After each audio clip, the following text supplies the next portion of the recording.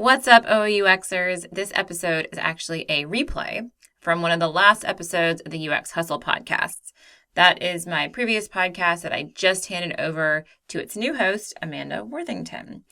So I got really great feedback on that episode, so I wanted to include it here in these first few OOUX onboarding episodes of the OOUX podcast.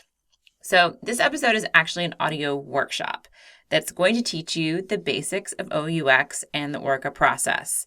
So if you listen to the first episode, you should have sort of a big picture idea about what OOUX is all about, how the process works. But in this episode, you're actually going to get to practice OOUX. So you're going to get your hands dirty. So if you're driving or walking, please feel free to keep listening to about the first 25 minutes where I just give a bit of an overview of the process, reiterate some of those main principles. But once we get into the exercises, you're going to get so much more out of this if you sit down with a pen and paper. That's all you need is a pen and paper and play along.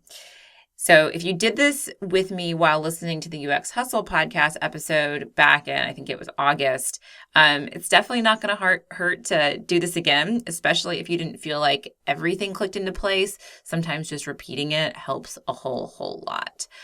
Okay, so let's roll the intro tunes and then we'll just jump right into it.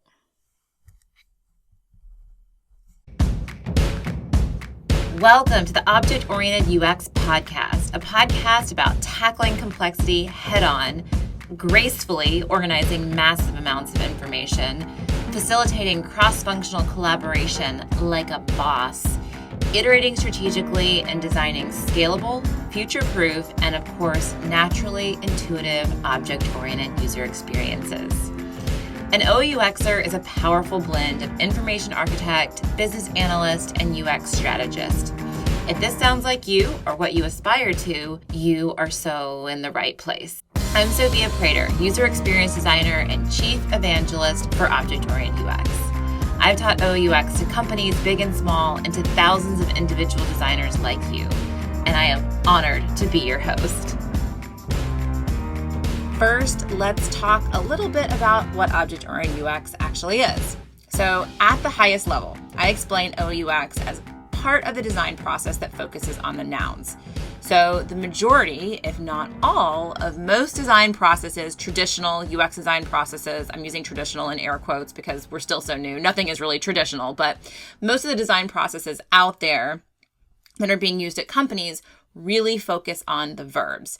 What does a user need to do in the system? We think about use cases, we think about task flows, we think about user stories, and all that is well and good, but we often skip over a super important step, which is what is the noun that the user is doing the thing to? What is the direct object? And I truly believe that although both are super, super important, we need to figure out the nouns, aka the objects, first.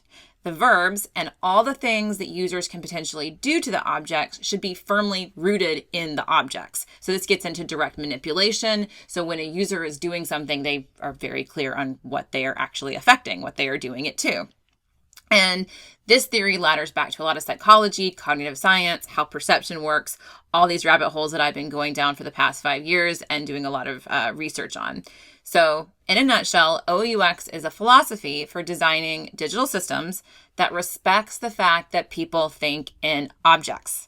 And like I was saying, there's just a ton of super interesting psychology that backs that up. We're not going to get into that today. We're going to get into the doing as soon as possible. We're going to get into actually doing some exercises so you guys can practice this stuff. But I do have an article on Medium called The Object-Oriented User, and I will link that in the notes if you want to learn more about the psychology. And I also wrote a more recent article called Don't Dead Him, which is all about why verbs are really hard for kids to learn, why nouns are much easier for kids to learn, even for kids that are growing up in learning languages that are very verb focused. So the English language is a noun focused language. A lot of the Romance languages are, but some Asian languages are, and some indigenous languages have this verb focus.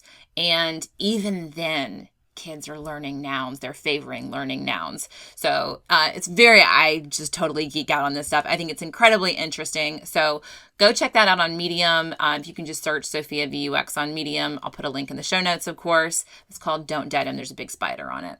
So in summary, verbs are relational. So that means that basically to understand a verb, you need some nouns surrounding the verb to hook your understanding on. So for example, eat out of context can mean a whole lot of things. Like, am I eating a cheesecake? Am I being eaten by a shark? But for example, shark doesn't really need a lot of verbs to communicate a pretty clear mental picture. I can say shark and it's going to pop a concept into your head. I can say eat, and if I say that to 5 different people are going to come up with 5 different things in their head, and it's probably actually going to be an object that they're going to be thinking about. What is being eaten is what's going to pop into the head. So we are very, very noun focused.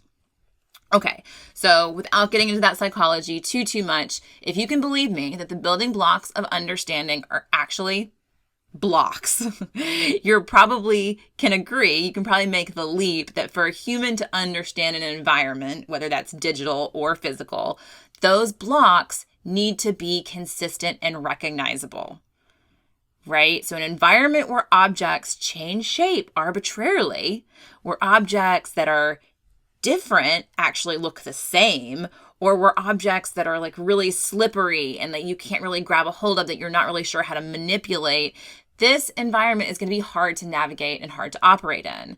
So us OOUXers, which I hope everybody listening will become an OOUXer if you're not already, we deliberately align our software to our users' real-world mental model of concrete, defined objects. Those are the real valuable things that they're coming for.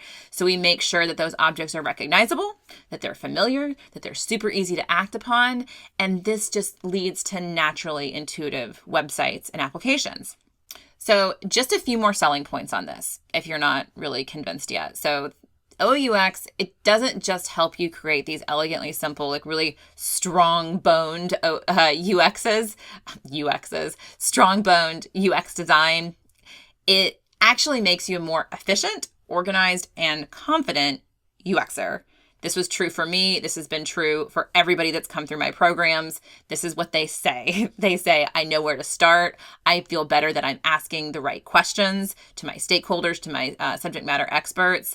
It helps me wrangle complexity like a boss by strategically breaking down a problem. So one of my very favorite testimonials was a junior UX designer coming out of an 8-hour workshop. And she said, I feel like I can navigate any complexity, any level of complexity, like bring it on. Like she kind of felt excited to be thrown onto a really, really tough problem because she would know exactly where to start and how to break the problem down. And then you'll also just you'll be better at asking the right questions. You'll be able to surgically extract this relevant intel from whoever it is that you need to get that intel from, clients, subject matter experts, your users. And because object-oriented UX helps you ask these really, really good questions really early on in the project, it's actually a tool that's going to help you turn into a domain expert very, very quickly, which is great for if you're a consultant, if you're constantly getting tossed into new industries and you're sort of expected to start designing just as soon as you hit the ground running. This has been definitely my experience as a consultant. It's like, overnight, I need to become an expert in electronic healthcare records or day trading or HR.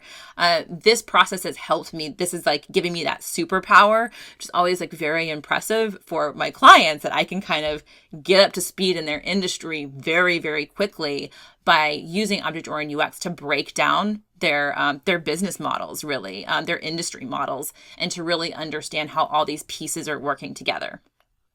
Sounds pretty awesome, right? Y'all, this is seriously no joke. This is not a gimmick. It's really not. It has completely changed how I work, my success as a UX designer, and it's changing how hundreds, maybe thousands? Let's say thousands, right? Let's just go on. Let's just go with that. Thousands. It is changing how thousands of UX designers and a ton of companies are working and more every day. So, okay, backing up again, I'm going to tone down the sales pitch. I just get really excited about this stuff, guys. I just want you all to have it because it's been so helpful in my life. But let's back up a little bit and define objects. Okay. So when I talk about objects, I'm not talking about your digital components. Okay. I'm not talking about headers or nav bars or drop lists or buttons, all the little things in your design system. In object-oriented UX, the objects are those real-world things of value that are valuable to the business, they're valuable to the user. The digital components, they represent or package these objects. Okay, they're means to an end. So all those UI components, those are means to an end. So when I say that, an example helps. I say this so much, but nobody is coming to your website for your calendar picker. Okay, they're not coming to your website to click a button. They're not coming to your website to pull down a drop list or fiddle around with your nav bar. Like, that's not why they're there. They're there for the events. They're there for the people. They're there for the articles. They're there for the teams.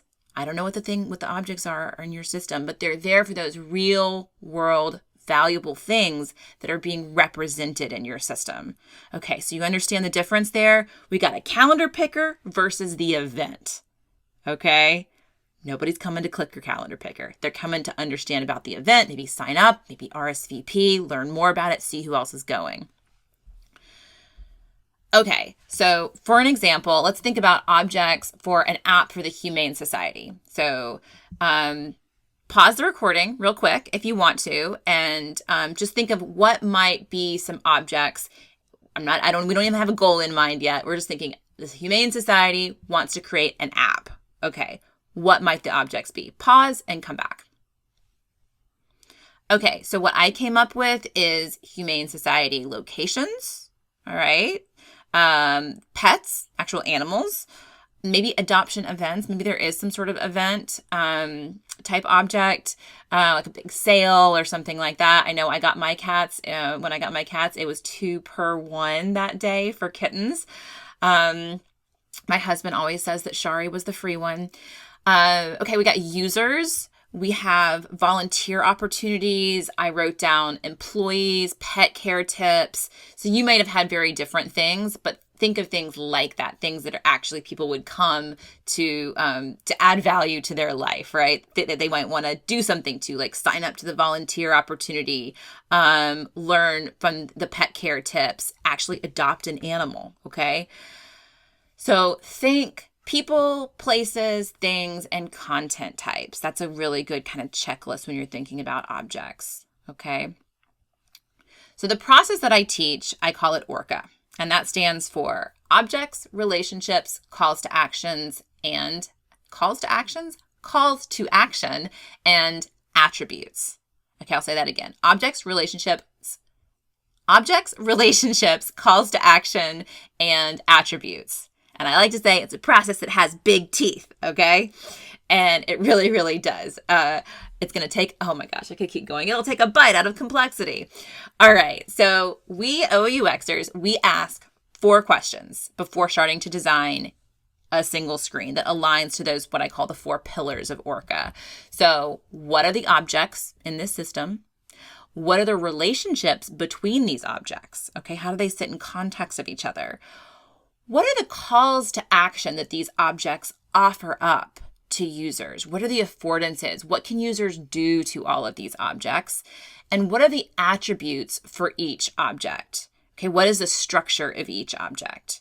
And we get really clear on that, really, really clear before we start designing screens. So we get so clear. So the ORCA process is actually made up of 4 iterative rounds. We've got discovery, requirements, prioritization, and then we get into sketching/prototyping.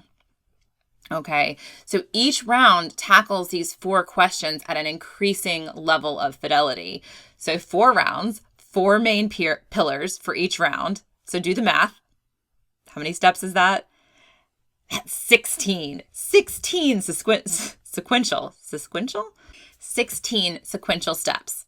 So I sometimes joke that it's sort of like a meat grinder for problems. You put the problem in one end and you will get solution sausage on the other end. And the really cool thing about these 16 steps is that they're scalable. So it's awesome and amazing if you can spend 2 months on those 16 steps. I actually often do for a very complex project. 2 months well spent. You can also do this in 2 weeks. Okay, you can also run through these 16 steps in 2 hours. If it's just you and like maybe one other person, if it's just you and your notebook, you can run, what did I say? 2 days. So you can do this in 2 months is like for a big complex project. 2 weeks is sort of more like, oh, we're going to do an ORCA sprint or something. Shove it into your agile process in 2 weeks. That works too. If you want to do it really quick and dirty, 2 days. And if it's just you in a notebook working out maybe some like shower idea, 2 hours, 3 hours, an afternoon, you can go through all 16 of these steps. Okay, so it's scalable. And one of the things that people that have gone through my training say over and over again is that ORCA gives me a place to start. So they say things like, I no longer get intimidated by the complexity when I start a new project. It's not like I just get, dumped in and I have all of these things that I need to synthesize. I actually have a tool to synthesize all this information.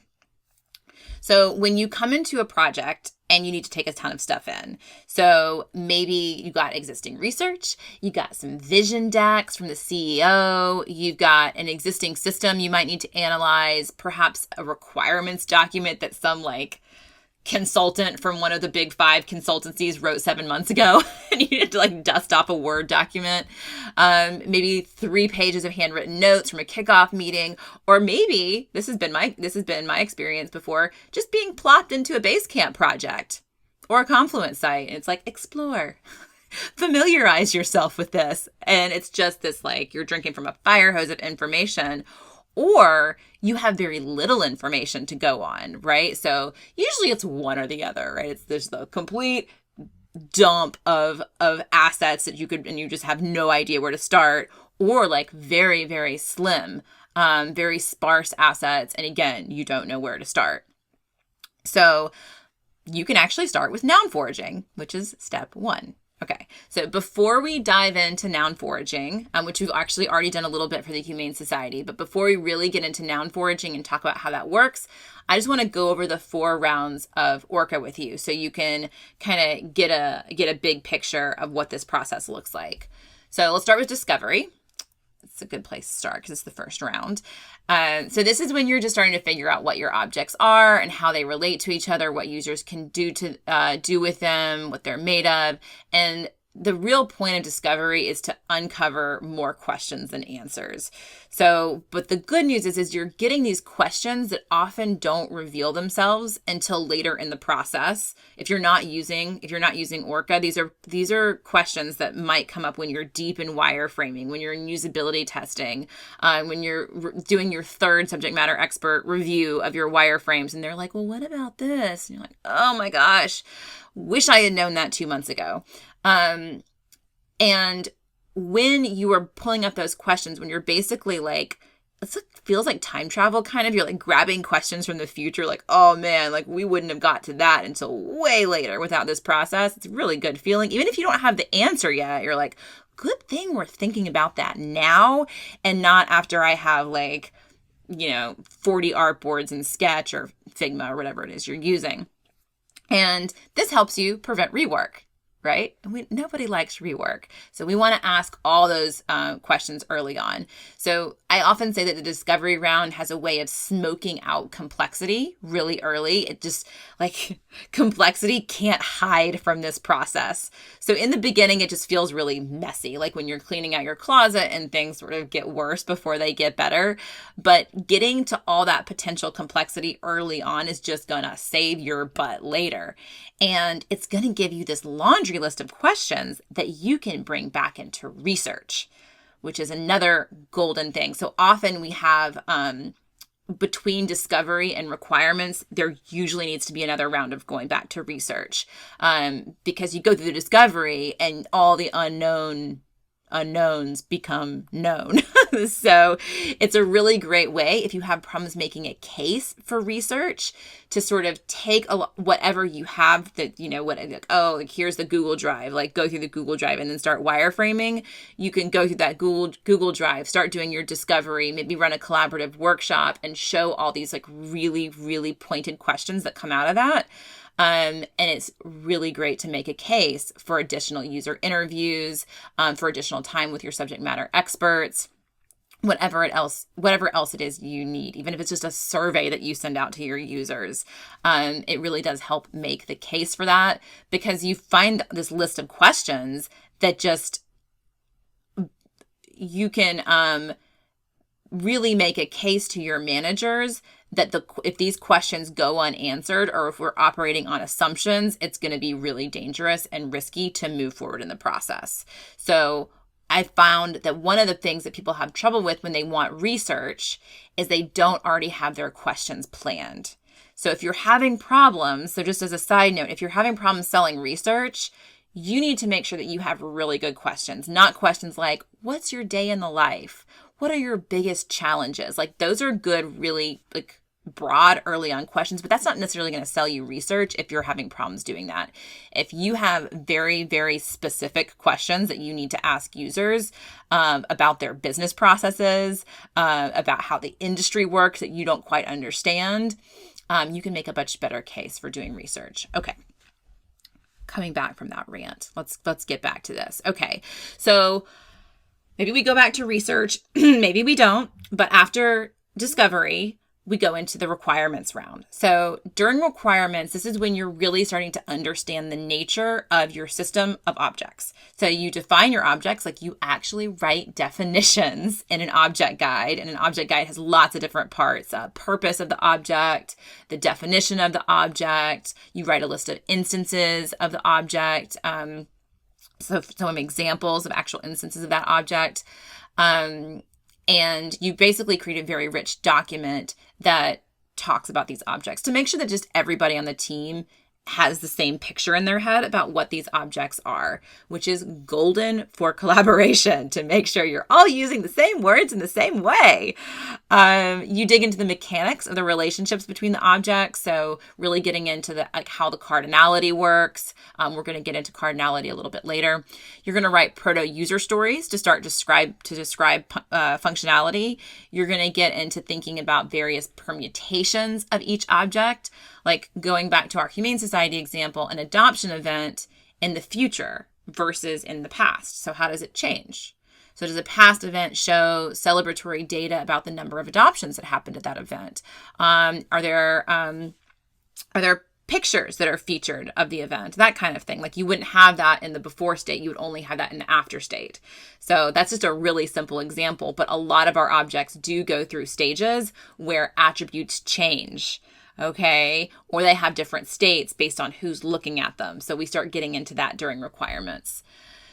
So now that we have a really good idea of what we're working with, like we're really intimate with our objects, the relationships, the calls to action, the attributes, we can be really, really informed as we cut, as we reorder, as we combine. So that's when we get into prioritization. So this is where we kill our darlings, as Stephen King would say. So we basically build a product roadmap by prioritizing our objects. So this is where our project managers get really excited, where our product managers get excited, where we really need to bring in the business. And we definitely should bring our developers throughout this entire process. They're going to be amazing collaborators as you go through ORCA.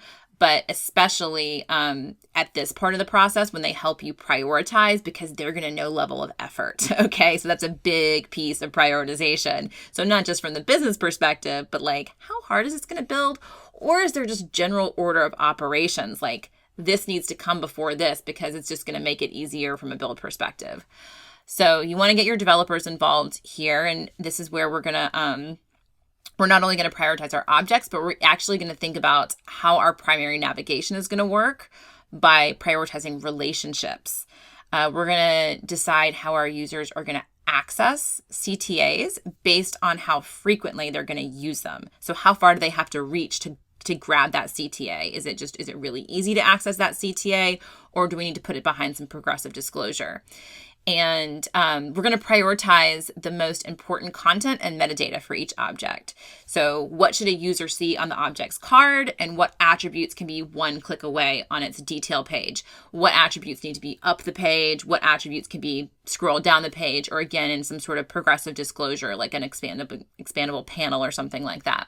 So we come up with this canonical prioritization structure for our objects to prevent that structure of objects arbitrarily shifting from page to page. Let me explain that a little bit better. So we're coming up with that prioritization. So when an object manifests on one page, and then when an object manifests on another page, that order doesn't change, which happens all the time. Okay, so I call these shapeshifters, and they are the bane of my existence. I talk about shapeshifters a lot in my trainings. But so an example, let's say a card. We have a card representing a dog on our Humane Society app, okay? So we have a card that represents a dog, and it shows up on the home page. And we've got name, age, breed, gender, and then the photo, okay? And then you click into the detail page, and now the photo's at the top, and then you have name, gender, breed, location, age, and maybe actually age doesn't even show up. Age is only on the card, but it's not on the detail. Can't tell you how many times I see stuff like this. That's a shapeshifter. And maybe you have another card, which is it shows up not on the home page, but this is another card that shows up on the location detail page. So all the dogs at this location, and you might have yet another manifestation with another prioritization. And often these prioritizations are not strategic or intentional. That happens when we design page by page instead of object by object. Okay, so you end up changing the order of things completely arbitrarily for absolutely no reason at all. And this is bad for you, because you've just designed the thing 3 ways when you could have designed it 1 way, and then bad for your developers because now they have to develop it 3 times instead of just 1 time. And it's bad for your users too, because now they have to learn where stuff is 3 times. You're constantly moving things around, and it makes it more difficult to learn. It increases the cognitive load. So we really want to avoid those shapeshifters. If you take anything away from this time that we have together, really try to keep your prioritization of attributes consistent as you represent objects across different screens. Okay? All right. Oh, and I actually, this is a very easy thing to do, by the way. If you're not being really intentional about it, I actually found a shapeshifter on my own website. My very own website, I found a shapeshifter. I made a little video about that, a self-expose, and I will link to that in the show notes as well. Okay, finally, last phase, during sketching, we sketch out our objects. We do that by sketching out our object cards, our object detail pages, and then we also sketch list pages and landing pages. And once you string those things together, you basically have the bones of your prototype. You have the foundation. Your objects have all the right data in the right order, and users can navigate from object to object based on those relationships, what I call contextual navigation, which is the most intuitive way to navigate. So your buttons are all in the right place too. All your calls to actions, they're the right distance from the user. They're the most commonly used ones are the most easy to access. The most less frequently used ones are a little bit farther away. Okay, so all you really have left to do, which is actually kind of a lot, all you have left to do is to design the detailed interactions that unfold after someone triggers a CTA. So that's where the ORCA process passes the torch to interaction design, and there's a lot of other information about that. Now, doing this work is going to make the interaction design work much easier, but we don't get into that in ORCA, okay? We're all about figuring out what the objects are, how they all work in this kind of like foundational system to make that verb-based stuff, the interaction design, a lot easier for you to design, and a lot easier for users to actually understand what they are supposed to do, what they can do, and how they can actually do those things. Okay, so now you have an idea about what object-oriented UX is and what ORCA is. So object-oriented UX is this kind of big picture philosophy about respecting the fact that people think in objects and aligning our system so that objects are really easy to find and understand. And ORCA is Sophia's like process for object-oriented UX, okay? And you just went through those 4 rounds. So if all of this didn't completely make sense, if you feel like you're drinking from a fire hose right now, that's okay. I just dumped a lot on you. It's totally okay.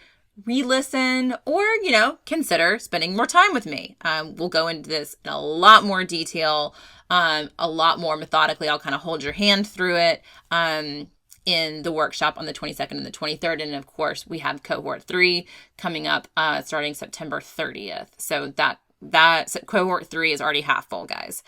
Okay, so let's play with this a little bit now. All right, are y'all ready? Hopefully you have a really kind of a good idea on what this is all about. So get your pen and paper, and we're going to go through the first round of ORCA. We're just going to go through the discovery round. All right, starting with the O of ORCA, let's find our objects. So I call this noun foraging. We are basically looking for those real world valuable nouns that we hear over and over and over again. So these are the nouns that we hear in user interviews and conversations with the business, during competitive analysis, during industry analysis, while we go through that Basecamp project. So for this exercise, we're just going to be working with a handful of quotes from our customers. Our customer is the Humane Society, and our target users are potential pet adopters.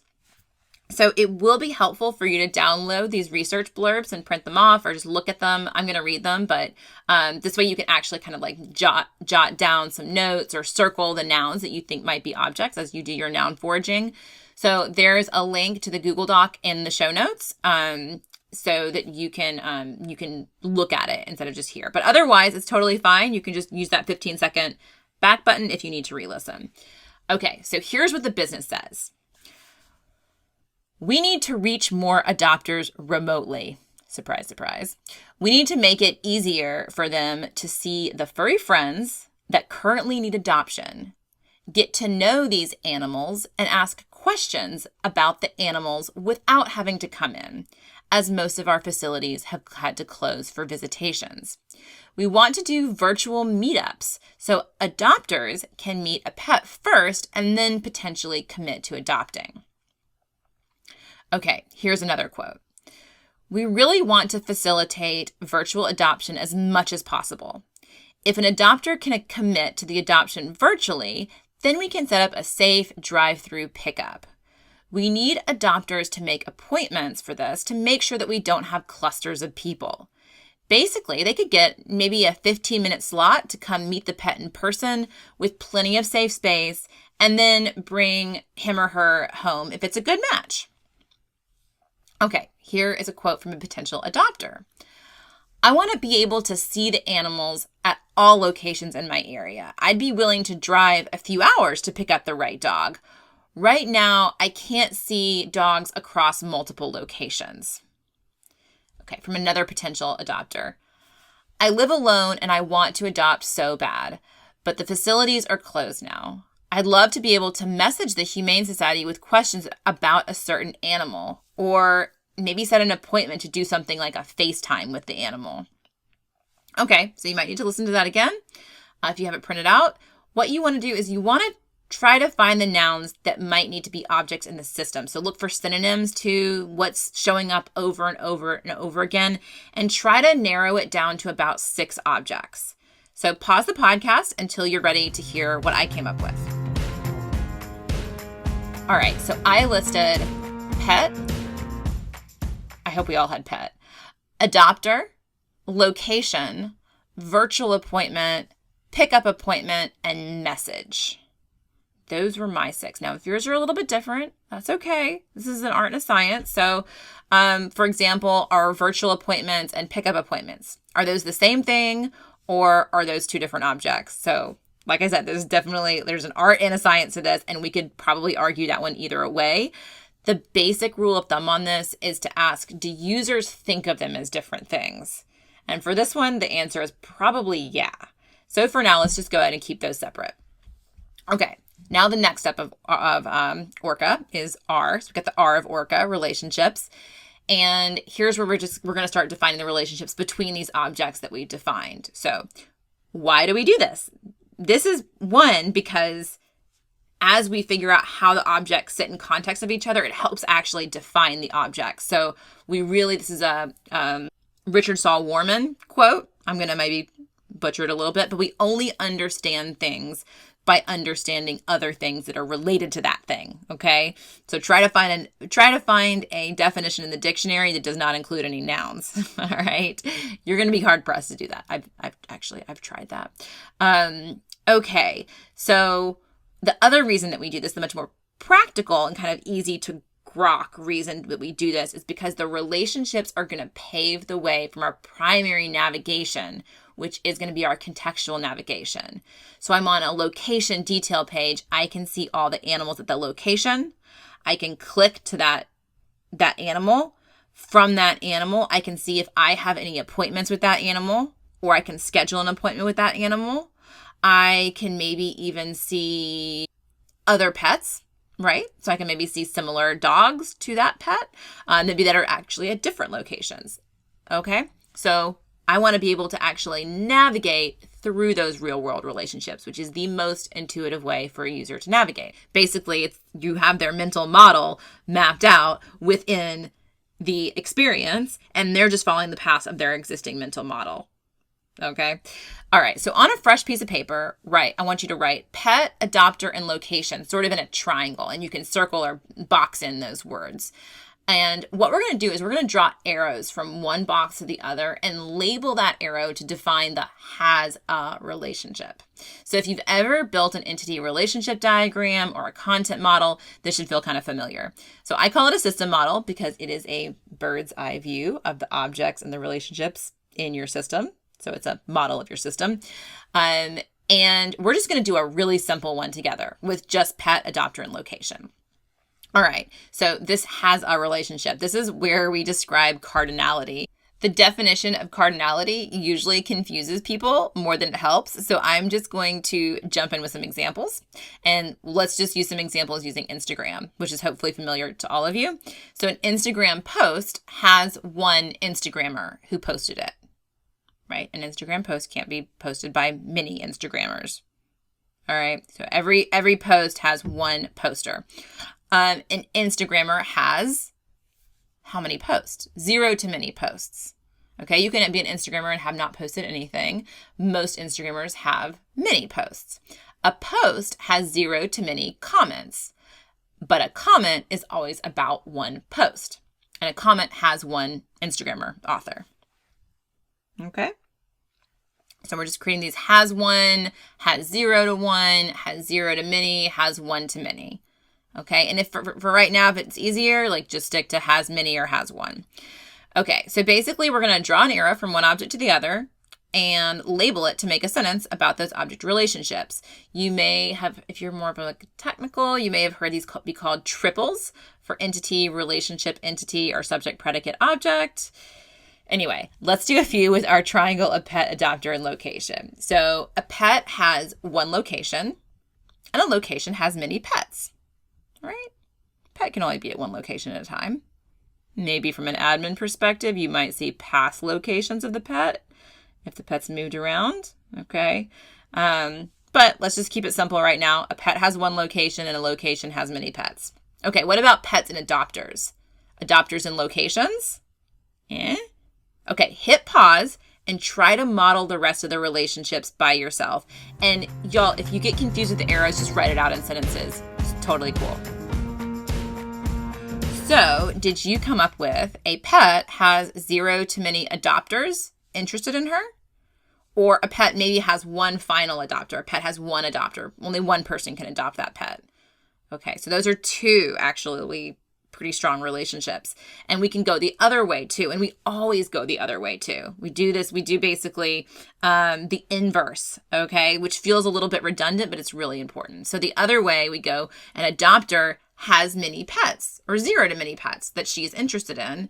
And an adopter has 0 to many pets that they've adopted. You can adopt more than one pet, of course. And again, yes, you're describing the same relationship from both sides, and that is totally okay. So an adopter might have 1 to many locations that they adopt from. I think that makes sense. You probably, when you're creating an account, you need to select maybe at least one location, but you can select many locations depending on how far you want to drive. So a location has 0 to many adopters. This is a weird one where the inverse of the relationship doesn't make that much sense, at least from an end user perspective, because you're never going to want to manifest that or show that to an end user, right? Like I wouldn't want to go to the location and like see other adopters that are adopting from this location. That's going to be weird. This isn't really a social app. But there is a relationship there, and it does make sense from a back end or manager, like an admin perspective, to be able to see all the users who have favorited that location or like added to their location. That would be amazing, because in the future, look, if there's an event that's happening at that location, we might want to message all the users that have that location set as one of their preferred locations. Make sense? Okay, so that location has 0 to many adopters. There is still a connection there, but it might just be visible from an admin perspective. Okay, let's do one more set because these relationships are kind of dicey, kind of tough. So we have pets, adopters, and visual appointment. All right, so just get a fresh piece of paper, do another like triangle, pet, adopter, virtual appointment. And we don't really need to rethink the pet and adopter relationship. You've already done that one. So make another triangle, pause the podcast, and see if you can connect the dots. Okay, here's what I came up with. A virtual meetup can include 1 to many pets, or did you say just 1? Well, here's one of those questions that's great to figure out before we start sketching and wireframing. So logistically, for the employees, is it better to have 1 appointment per pet or allow a user to say they want to meet, say, up to 3 pets in an appointment? Is there a limit? I mean, can you do 5? Is it okay to do 2? From a user, would it be super annoying to have to make 3 appointments for 3 animals? Or would that just make sense would it be more simple for the end user?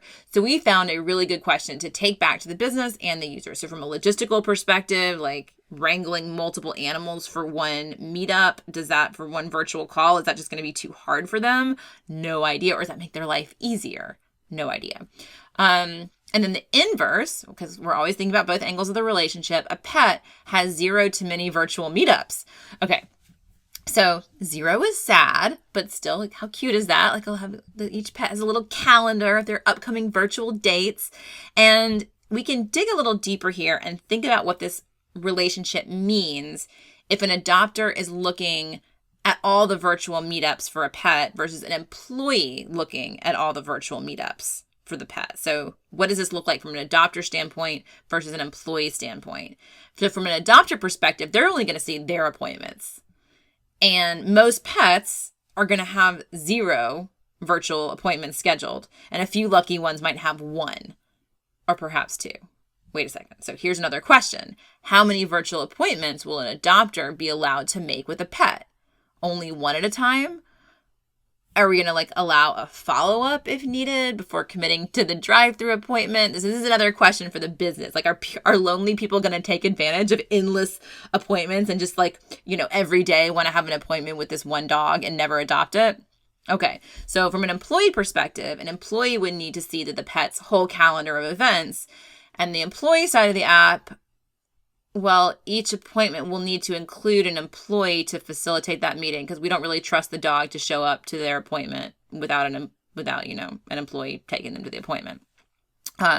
Dogs are really bad about punctuality. So employees definitely need to be objects too, because they kind of need to get assigned, right, to these different appointments to make sure that somebody's there to turn on the camera and open up the computer. So we definitely need to have a relationship with the employee in the virtual appointment. So you can just see how complex this can get, how complexity just can't even hide from a relatively simple application like this. I mean, we're getting into what are the business processes, because the business processes, we're going to have to create systems. We're going to have to create screens to support those business processes. Okay. So think about how difficult this would be, yet incredibly helpful if you're designing a B2B insurance software or an app for oncologists to manage their patients' treatment schedules. Okay, this is an app to adopt pets, and we're already getting into some complexity here that we just have to tackle. This isn't complexity that you're making it more complex than it needs to be. These are just questions that we need to be asking, and they're going to come up, at one point or the other, maybe even after we launch, like, oh crap, well, it's okay because we'll just iterate on it. No, guys, we don't want to have iterations if we can avoid them, right? We want to get as much right possible, especially our information architecture, because it is expensive to move around information architecture. UI, not so much.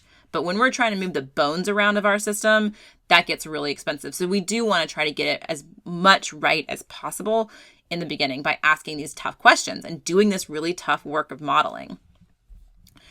Okay. So if you want to try and make a model with all 6 objects, 7 if you include employees, feel free to post your system model, make it legible, post it on Twitter, tag me at SophiaVUX, and I'll take a look. I'm happy to give you feedback. Okay, let's move on to the C of ORCA. Calls to action, the invitations or affordances objects offer up for user action. So here's where we start brainstorming what users can do to all the objects. Sometimes this is the most fun part for people. So thinking about functionality, object by object, it actually prevents us from missing important features. So we're basically being super methodical about creating an inventory of interaction. And we'll explore each object so thoroughly that we will be less likely to miss something than if we're just thinking like, what does someone need to do on this website or within this app? So all tasks, like I've said before, all tasks are done to something. There's always that direct object. So follow, you're following a person. Buying, you're buying a product. RSVPing, you're RSVPing to an event. Right? Okay, so let's do one together. Let's do virtual appointment. So what might you do? What might a user do to a virtual appointment? Well, it depends on who the user is, right? Is it an employee or is it a adopter? So first, this is where we've done this a little bit already, but here we make sure to really define our user roles. For this simple app, let's just keep it to adopters and employees. Often you might have 8 different user roles if you have different permissions.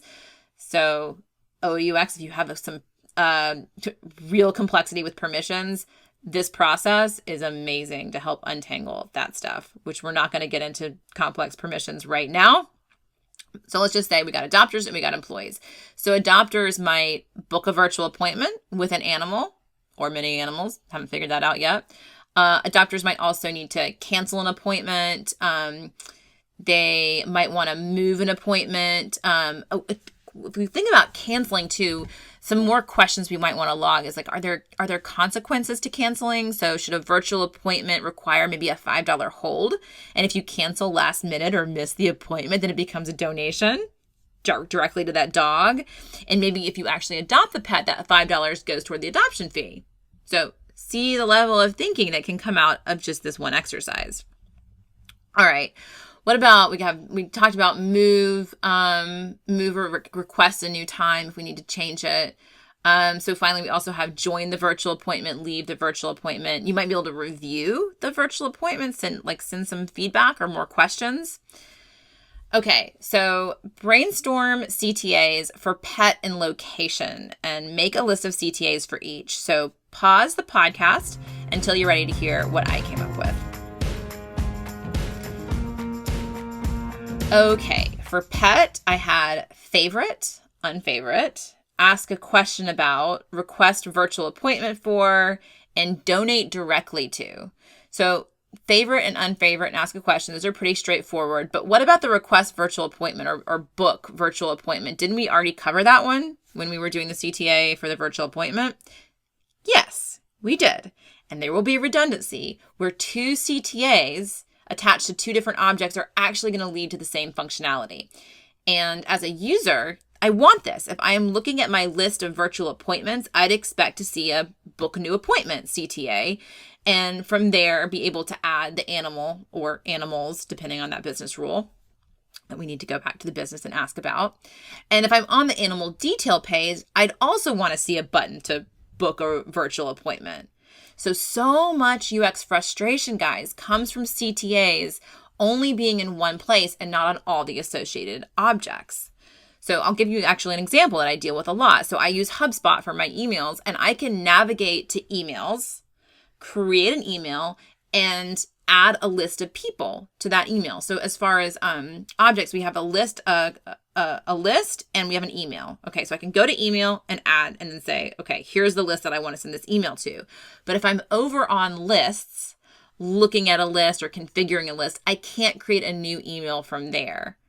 All right, which I've wanted so many times. I have to go back over like 2 or 3 clicks. I have to go back over to emails, then send the email to the list. So the functionality is sending an email to a list, but I only have that entry point, that call to action in one place. All right, let's talk about donate directly to. So this is another like kind of the beauty of the process. It actually helps us be super creative and innovative about finding new functionality. So this is something, if we weren't thinking about our calls to action object by object, we might not have even thought of that. So we would just think of, we're just going to donate to the organization, right? So perhaps this is not a V1 feature, but this can be an amazing avenue for new donations. So especially after doing a virtual meet with an animal that you decide not to adopt, how many people would donate $5 or $10 to that dog if there were just like, after the meeting, there was a big button to offer that ability? Yeah, people would feel guilty. They'd be like, oh, that was a cute dog, but I don't think it's right for me. Like, yeah, I'll give him $10 though. What about location, guys? So I had add to my locations and remove from my locations. I also had donate to and get directions to, but that's about it. I did do some thinking on what it means to add to my locations. What does that call to action actually mean? So this means that when you're searching animals, you'll see animals across all those locations. So I could add like the 6 closest locations to me. But then when I search animals, it's going to pull from all those locations. That was a requirement we got from one of our users. So I could narrow down to like kittens, orange with 6 thumbs or something, 6 thumbs, 6 fingers, and see a couple dozen cute kittens if I've expanded my search far enough. So that's what it means to add to your location. You're adding to basically widen or narrow your search. So this needs to be really clear to the user because this isn't how other add my location or favorite location usually works. So like in Instacart, I have lots of grocery stores, but I'm only ever shopping one at a time. So we need to make sure that it's really clear about what this means in our Humane Society app.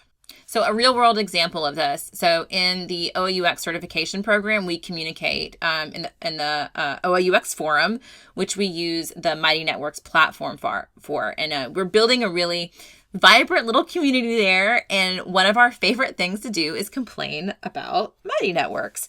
So it's not that bad. It's really beautifully designed from a visual perspective, but it definitely has some OOUX issues that have become even more glaring as everyone is going through the course.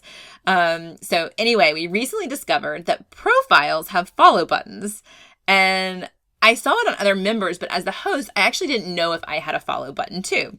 So I messaged someone that was active in the forum. So Lucy Cates responded, "Hi Lucy, if you're listening," and I asked her, I said, "Will you go to my profile and see if I have a follow button?" Like, I didn't know, like, do people, am I automatically? Like, does everybody follow me automatically because I'm the host? And she said, yeah, you do, but I'm not sure what following means, though. That's a direct quote. So as UX designers, we often take for granted that our users can read our minds. Like, what does it mean to follow? Like, will I get emails? Will I get notifications? I have no idea. So we need to watch out for this. So for every CTA, we need to ask ourselves, will it be clear to the user what this means? Like when they click it, what the result will be? Will they be surprised by the result? Because if they don't know what it means, they probably won't click it.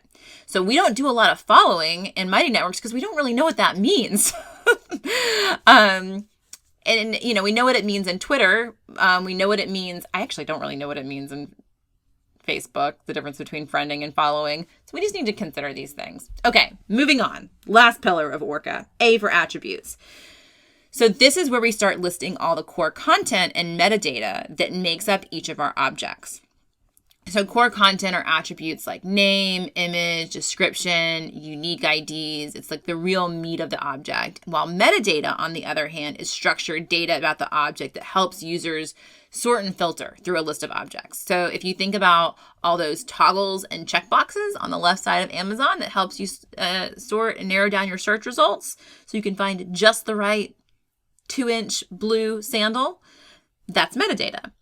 Okay, so let's think about a Humane Society location. So what core content attributes might we need? So we'll need the name, like there's the Howell Mill, there's the Duluth location, perhaps an image of the outside, a phone number, an email address.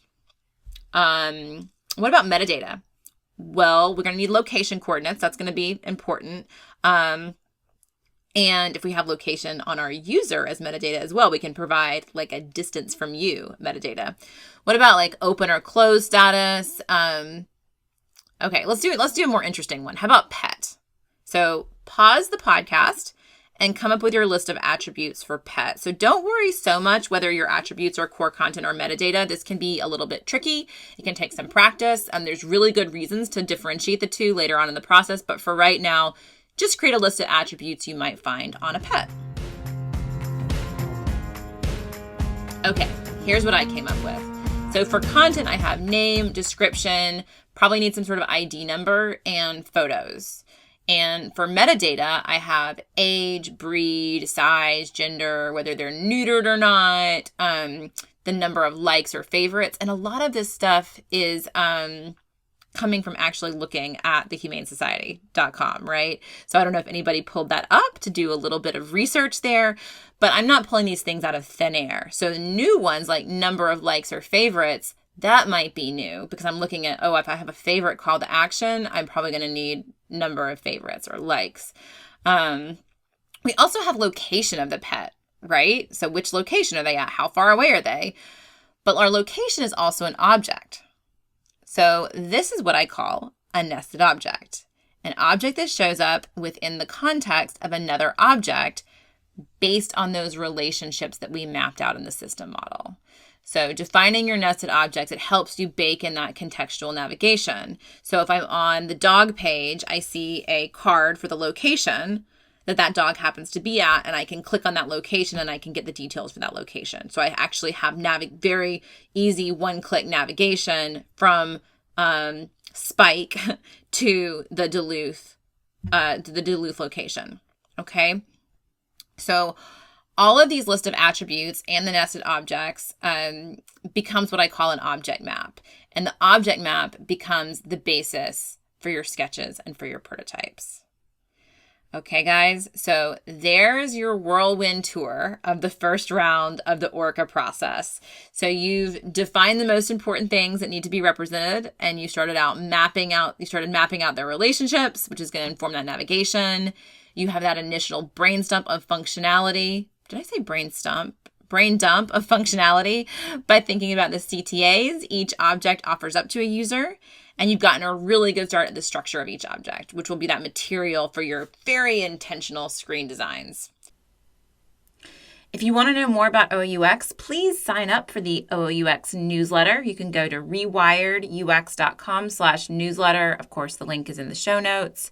And then you'll get all the inside scoops about upcoming trainings. Also, Cohort 4 is going to be coming up at the beginning of 2021. That's the next cohort for the Object-Oriented UX Certification course. Also, please join us on Meetup at meetup.com/object-oriented-UX. We've got an OOUX happy hour that meets about once a month. We're not meeting this month because this month is my birthday month, so I'm taking it off.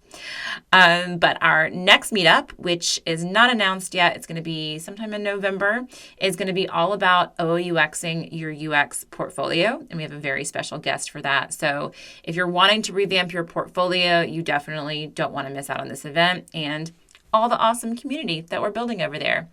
Okay, y'all, happy OOUXing, and I'll see you next time. Thank you so much for listening. I truly hope you enjoyed this episode. Please visit objectorientedux.com/podcast for show notes. Our soundtrack is Fighter by Ruby Vell, courtesy of Sugaroo Records. Happy OOUXing!